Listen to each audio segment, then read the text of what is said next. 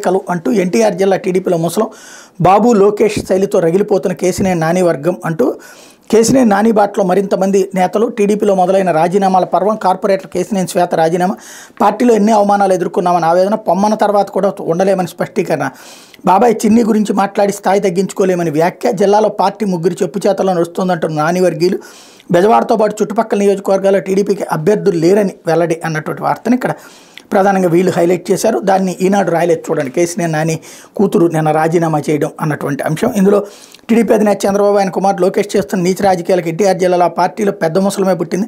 ముఖ్యంగా లోకేష్ కొట్టిన దెబ్బకు జిల్లాలో ఆ పార్టీకి అకాయకలం అవుతుంది. బాబు లోకేష్ చేలకు విసిగిపోయి పార్టీకి MP Kesineni Srinivas Nani good bye చెప్పడంతో జిల్లాలో పార్టీ నేతలు అధిక సంఖ్యలో రాజీనామాలకు సిద్ధమవుతున్నారు.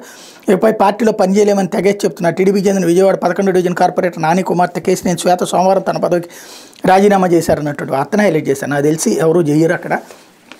ఏమన్నా అయితే గీతే నాని పెట్టించినటువంటి పోస్టులు రాజీనామా చేస్తారేమో కానీ తెలుగుదేశం పార్టీలో మిగతా వాళ్ళందరూ కేసినేని నానికి